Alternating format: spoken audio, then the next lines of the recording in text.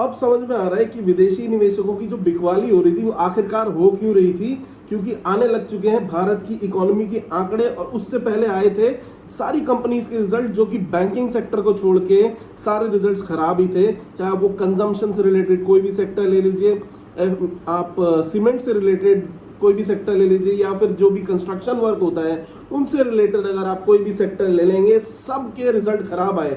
अभी आप निफ्टी देखेंगे वो हो चुका है लगभग 10 से 11% करेक्ट भाई, पर बैंक निफ्टी देखेंगे क्योंकि बैंक के रिजल्ट्स ठीक आए हैं, तो बैंक निफ्टी जो है उतना नीचे नहीं गिरा है। 51,000 के या 52,000 के आसपास ट्रेड कर रहा है, और ऊंचाई थी उसकी 54,000, यानी कि केवल 2,000 पॉइंट ही दूर है। वहीं जो निफ्टी है जिसमें कि सारे कंजम्पशन से रिलेटेड, सीमेंट से रिलेटेड, कंस्ट्रक्शन से रिलेटेड जितने स्टॉक्स हैं, या फिर टू व्हीलर्स, कारों से रिलेटेड सब स्टॉक्स निफ्टी में लिस्टेड होते हैं, इसलिए निफ्टी की जो वैल्यू है वो खासी घट चुकी है। निफ्टी पहुंच चुका है 26,400 से 23,800 तक, और थोड़ी सी रिकवरी उसमें दिखी है। बट कल जो आंकड़े आए भारत की जीडीपी के आंकड़े, वो बहुत ही चौंका देने वाले आए, और एफपीआई को, विदेशी निवेशकों को ये बात पहले से पता थी, इसलिए शायद वो पहले ही बेच के अपना माल जा चुके थे। और इसलिए जो अभी आंकड़ा आया 5.5%, 5.8% का ग्रोथ का आंकड़ा, जीडीपी ग्रोथ का आंकड़ा बहुत ही चौंका देने वाला है। क्योंकि 6 महीने पहले जब आरबीआई ने बोला था कि हम कॉन्फिडेंट है 7% से ऊपर की जो जीडीपी ग्रोथ का आंकड़ा रहने वाला है, फिर उन्होंने रिवाइज करके 6.8 किया था, और पिछले क्वार्टर में 6.5 आया था। और इस बार जो आंकड़ा है वो तो चौंका देने वाला 5.8% की धीमी ग्रोथ के साथ आंकड़ा है, और जो कि बहुत ही उम्मीद के परे है। तो काफी लोगों को ये बात पता थी, जैसे कि विदेशी निवेशकों को ये बात पता थी, लोकल इकोनॉमिस्ट्स को ये बात पता थी। तो इसी वजह जो है भारत के जो बाजार है लगातार गिरते जा रहे थे, और स्टॉक्स जैसे कि टाटा मोटर्स हो गया, या आपका टाटा कंज्यूमर प्रोडक्ट हो गया, जितने भी सीमेंट रिलेटेड स्टॉक हैं उन सब में भारी गिरावट देखी गई। चाहे वो रिलायंस हो गया जो कि ऑयल बहुतायत वाला एक स्टॉक है, तो इन सब में बहुत गिरावट हुई है, हालत खराब हो चुकी है। बट बैंक निफ्टी, क्योंकि बैंक ही एक ऐसी चीज है जो संभली हुई है फिलहाल, वो ज्यादा करेक्ट नहीं हुआ, 54,000 से 50,000 के बीच में करेक्ट हुआ, वापस 52,000 पे आपका बैंक निफ्टी है। तो क्यों ऐसा हो रहा है, ऐसा आगे क्या ऐसा ही होगा? आगे का अनुमान फिलहाल तो लगाया जा रहा है कि ठीक ही होगा, बट ऐसा इसलिए भी हुआ क्योंकि जो कैपिटल एक्सपेंडिचर सरकार करती है उसने काफी रियायत दी कि भाई नॉर्मल कैपिटल एक्सपेंडिचर पे खर्चा कम किया जाए, और अपनी जो स्पेशल योजनाएं हैं जैसे कि लाडली बहन योजना, ये अक्रॉस द स्टेट्स ये लगाई गई, और डायरेक्ट जो पैसा लोगों के खाते में डाला गया उसके लिए जो पैसा बचाया गया वो इन सब जो कैपिटल एक्सपेंडिचर पे खर्चा जाता है उस पे हटा के इन सब स्कीम में भी पैसा गया, ये एक बात है। उसके अलावा जो मिडिल क्लास आदमी है, 5 साल से पहले प्राइवेट सेक्टर में जितनी तनख्वाहें होती थी उतनी ही लगभग आज भी तनख्वाहें हैं, उससे ज्यादा बड़ी नहीं है। बट महंगाई यानी कि इन्फ्लेशन आप देखेंगे, अभी इन्फ्लेशन के डाटा 1 महीना पहले आए थे, उस पर ऑलरेडी बाजार रिएक्ट कर चुका था, वो भी नेगेटिव थे, लगभग डबल फिगर पे जो है इन्फ्लेशन डेटा पहुंच चुका था 10%, और सब्जियां तो उससे भी ज्यादा महंगी हो चुकी। तो अगर आप साइकिल को देखें, क्रम को देखें, तो महंगाई ऊपर जा रही है, जीडीपी नीचे आई है, और जो कंजम्पशन से रिलेटेड यानी मिडिल क्लास जिसमें स्पेंड करता है वो सब चीजों के स्टॉक, उनके रिजल्ट, उन कंपनियों के रिजल्ट बेकार आए। तो थोड़ी सी उल्टी साइकिल इस क्वार्टर में चल पड़ी, जो कि विदेशी निवेशक भांप चुके थे, बड़े बड़े लोग भांप चुके थे, नेता लोग भांप चुके थे, और मार्केट जो है हमेशा प्रेडिक्ट करता है। मैं हमेशा कहता हूं मार्केट का जो चार्ट है वो हमेशा कुछ ना कुछ प्रेडिक्ट करता है। वो इसी बात की तरफ इशारा कर रहा था कि भारत की जो इकोनॉमी है वो स्लो डाउन की तरफ जा रही है फिलहाल के इस क्वार्टर में। तो जिन जिन लोगों का इस साल में पूरा प्रॉफिट हुआ था, मतलब इस साल में तगड़ा मार्केट भागा था 20,000 से 26,000 तक, वो वापस करेक्ट हो गए, 3,000 आ गए, और मिड कैप और स्मॉल कैप शेयरों में तो और भारी गिरावट आ गई। लार्ज कैप में रिलायंस का बुरा हाल हो गया। तो ये हालत है इस टाइम पे, जो जीडीपी है वो कम हो रही है, महंगाई बढ़ रही है, और कंपनियों के रिलेटेड रिजल्ट्स, जो कंजम्पशन से रिलेटेड रिजल्ट्स हैं, उनके रिजल्ट्स कम जा रहे हैं। तो आप टाटा मोटर्स को अगर देखेंगे, वो 2021 के एंड में लगभग 500 रुपए पे ट्रेड करता था, और आज वापस आ चुका है 786, बीच में 1200 तक लगभग पहुंचा था वो, बट आज 786 पे आ चुका है। तो कार की जो बिक्री है, नॉर्मल कारें जो मिडिल क्लास लोग खरीदते हैं, स्मॉल हैचबैक्स या फिर आप small SUVs, mid size SUVs लोग, मिडिल क्लास लोग खरीदते हैं या अपर मिडिल क्लास लोग खरीदते हैं, उनके पास अभी अपनी किटी में इतना पैसा नहीं है कि वो कारों की सेल को बढ़ा पाए। दो इस महीने जो अब अगले आने वाले कंजम्पशन के आंकड़े, उसमें शायद टू व्हीलर की सेल थोड़ा बढ़ चुकी है 1.6%, और सरकार को शायद इस चीज पे गौर करना पड़ेगा। दो कई मंत्री हैं, पीयूष गोयल साहब हैं, उन्होंने कहा कि आरबीआई को रेट कट करना चाहिए और हिसाब किताब तय करना चाहिए कि रेट कट करने से क्या होता है। रेपो रेट कट करेंगे तो लोगों के पास जो है कम इंटरेस्ट रेट में लोग लोन उठा सकेंगे, कंपनियां लोन उठा सकेंगी। तो अभी हमारा रेट जो है काफी ऊपर चढ़ रहा है, मेरे को चेक करना पड़ेगा फिलहाल क्या है, पर मैं आपको अपडेटेड रखूंगा।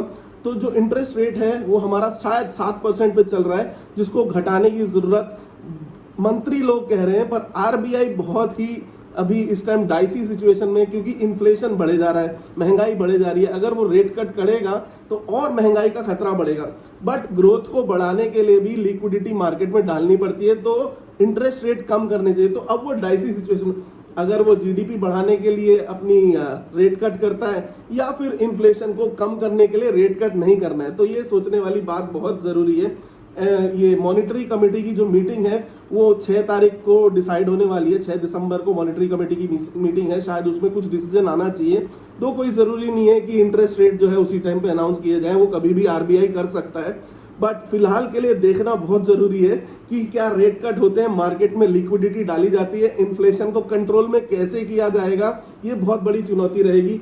और इस समय पे सबसे इंपॉर्टेंट है लोगों के हाथ में पैसा पहुंचाना।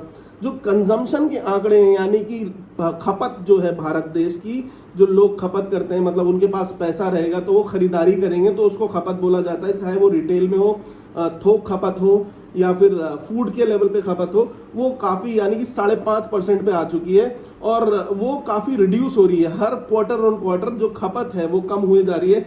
बट पहले तो जीडीपी भी बढ़ रही थी, तो इसको थोड़ा आकलन सही कर रहे थे। लोग कह रहे थे जीडीपी तो बढ़ रही है, चलो हम खर्चा नहीं कर पा रहे, पर भारत देश आगे बढ़ रहा है।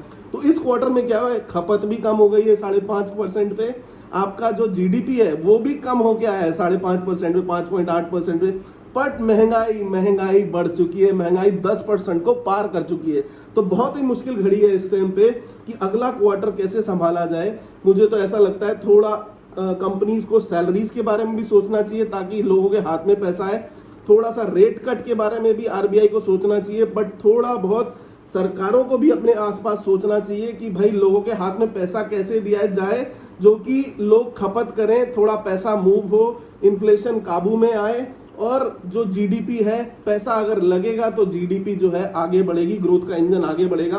गौर करने वाली बात यह भी है कि डॉलर लगातार महंगा हो जा रहा है और ट्रंप साहब ने अनाउंस कर दिया है शायद चाइना, रशिया और आसपास के कनाडा, इन पे टैरिफ्स लगाने की बात वो कर चुके हैं साफ तौर पे। इंडिया का दो उन्होंने अभी नाम नहीं लिया है। तो ये बहुत देखने वाली बात है, काफी इंपॉर्टेंट है बिजनेस पर्सपेक्टिव से। अगले क्वार्टर के रिजल्ट्स बढ़िया आना और उसके बढ़िया आने के लिए कंजम्पशन का ग्रो होना बहुत जरूरी है, लोगों के हाथ में पैसा आना जरूरी है।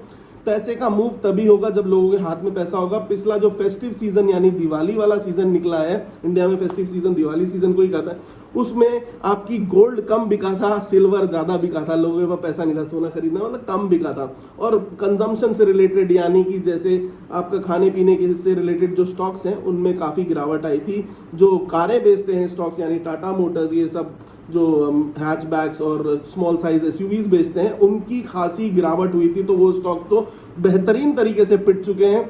तो अडानी का भी इशू अभी सामने आया है, तो उस वजह से भी मार्केट सेंटिमेंट डाउन है। मुझे तो लगता है मंडे से एक गिरावट का आखिरी चरण और आ सकता है। दो भयंकर गिरावट इस चीज को लेते हुए मार्केट कर चुका है, मार्केट करेक्शन दिखा चुका है। ये सब चीजें जो आपके सामने आ रही हैं अब, जीडीपी के आंकड़े, इन्फ्लेशन के आंकड़े, कंपनी के रिजल्ट्स और कंजम्पशन के आंकड़े, ये चार चीज इंपॉर्टेंट है। अगर इन सब चीजों के आंकड़े अब आ रहे हैं आपके सामने, तो मार्केट उसको पहले ही प्रीएम्प्ट कर चुका है, मार्केट पहले ही सेट कर चुका है कि मेरे को पता है ये आने वाले आंकड़े, विदेशी निवेशक बेच चुके हैं। एक आखिरी झटका शायद रिटेलर्स का लग सकता है बेचने का।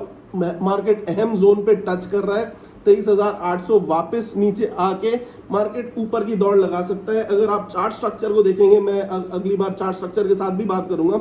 चार्ट स्ट्रक्चर को अगर आप देखेंगे तो वहां पर निफ्टी के ऊपर में reverse head and shoulder pattern बनना चालू हो चुका है, जो कि एक रिवर्सल आना था, हेड तो बन चुका है, उसके बाद जो एक रिवर्सल आना था वो शायद थर्सडे को यानी कि बृहस्पतिवार को आ चुका था और वहां से उसने एक अपना शोल्डर बनाना शुरू कर चुका है और फ्राइडे को हल्की सी तेजी आ चुकी है।